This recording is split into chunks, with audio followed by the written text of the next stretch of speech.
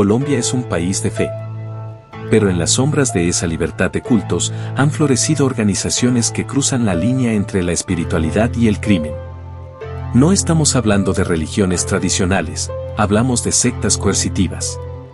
Grupos que utilizan el aislamiento, el bombardeo de amor y la manipulación financiera para someter a miles de colombianos.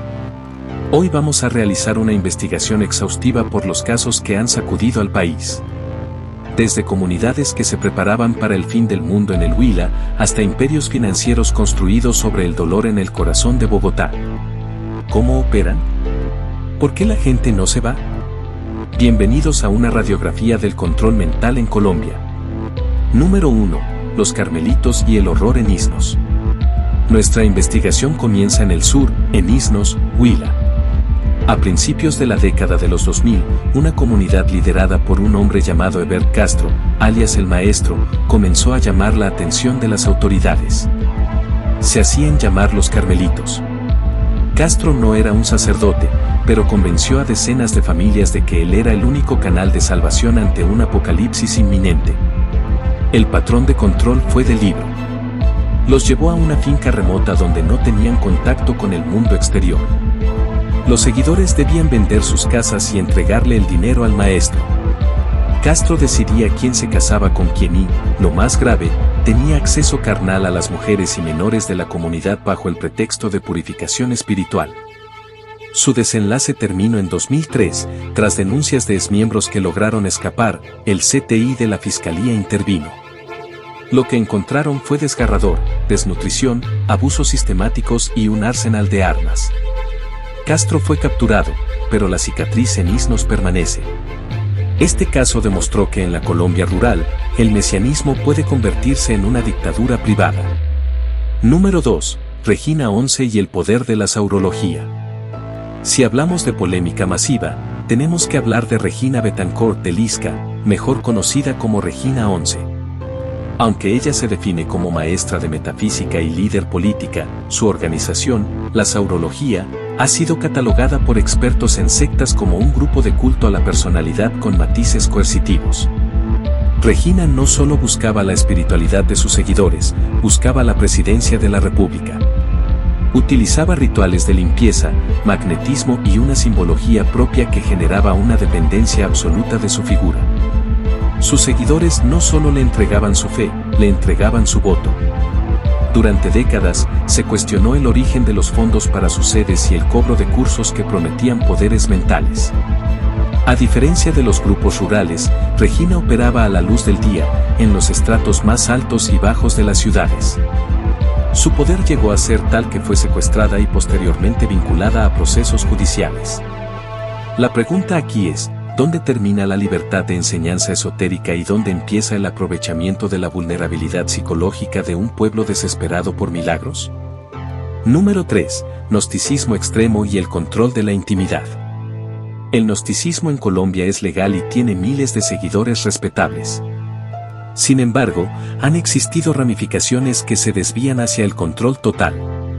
Investigaciones periodísticas han revelado grupos que operan bajo el nombre de antropología gnóstica en ciudades como Medellín y Pereira, donde el control sobre la intimidad corporal de los miembros es absoluto.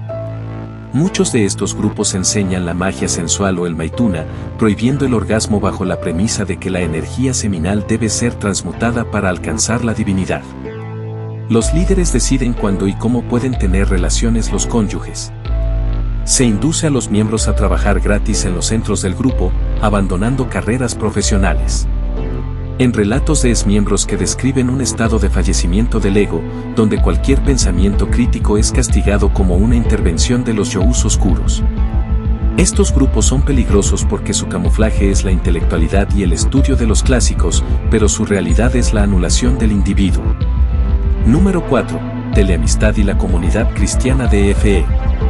Entramos en terreno minado, el neopentecostalismo extremo.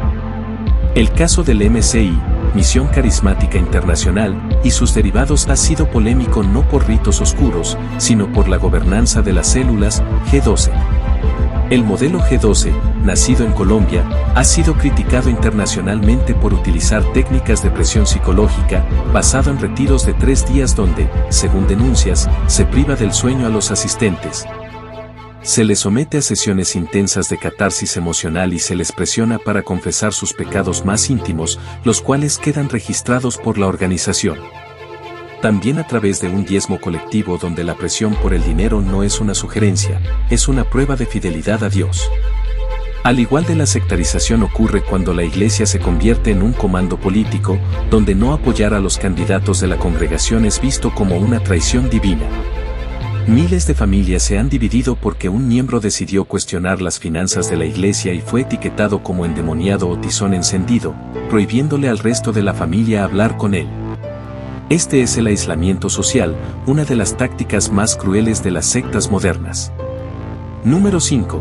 Los hijos del sol y el misticismo en el Quindío. Finalmente, un caso reciente en el Quindío. Grupos que se presentan como comunidades ecológicas o centros de sanación con yagé. Bajo la apariencia de medicinas ancestrales y retorno a la tierra, algunos líderes, a menudo extranjeros o colombianos que se autodenominan chamanes, han creado microsectas. Utilizan el yagé o la ayahuasca no como medicina, sino como herramienta de debilitamiento psicológico para generar dependencia del chamán. Se han documentado casos de despojo de tierras y abusos a turistas y locales atraídos por la New Age. Número 6. Cientología en Colombia, el imperio de la eficiencia. No todas las organizaciones coercitivas operan en granjas remotas o iglesias de garaje. Existe una que ha logrado infiltrarse en las instituciones más sagradas de Colombia, la Scientology o Cienciología. Con una sede de 8 pisos en el norte de Bogotá, catalogada como una organización ideal, Colombia se ha convertido en su bastión estratégico en América Latina. A diferencia de otras sectas, la Scientology no te pide fe, te vende resultados. Utilizan una técnica llamada auditación, donde a través de un dispositivo llamado e-metro, el miembro debe confesar sus traumas, secretos y debilidades. Investigaciones internacionales sugieren que estas confesiones son registradas, creando un archivo de chantaje potencial que hace casi imposible que un miembro de alto rango abandone el grupo sin miedo a represalias. Uno de los puntos más polémicos en Colombia fue la entrega de una medalla al líder de Scientology, David Miscavige, por parte de un general retirado de la Policía Nacional en 2018. Esto generó un escándalo nacional. ¿Cómo una organización acusada de abusos sistemáticos en otros países logró certificar en derechos humanos a nuestras fuerzas públicas? En Colombia, la Scientology opera a través de empresas de fachada y cursos de mejoramiento personal. Los costos de los niveles, desde Dianética hasta los niveles de OT, pueden ascender a cientos de millones de pesos. Es una secta de élite, diseñada para absorber el patrimonio de profesionales y figuras públicas bajo la promesa de una libertad espiritual que siempre está a un curso de distancia. Número 7. Herbalife y el sectarismo comercial en Colombia. Aquí entramos en una zona gris que divide a la opinión pública, el multinivel. Aunque legalmente es una empresa de suplementos dietarios, expertos en dinámicas de grupos coercitivos han señalado a Herbalife por utilizar tácticas de manipulación que mimetizan a las de una secta. No se trata solo de vender batidos, se trata de un sistema de creencias. La investigación revela patrones de comportamiento alarmantes. Bombardeo de amor, love bombing en las convenciones, los nuevos reclutas son recibidos con aplausos excesivos y validación emocional, creando una dependencia del grupo. Aislamiento sutil, se instruye a los distribuidores para que se alejen de las personas tóxicas, definidas como amigos o familiares que cuestionan la viabilidad del negocio o advierten sobre su estructura de pirámide encubierta. Lenguaje privado. Términos como presidente, tabulador o círculo del fundador crean una jerarquía que el miembro desea alcanzar a toda costa, descuidando su estabilidad financiera real. Pero, después de este recorrido por la geografía del control en Colombia, la pregunta es, ¿cómo evitar caer? Una religión o grupo de crecimiento personal es sano si te permite entrar y salir libremente. Una secta es aquella que tiene un líder carismático incuestionable.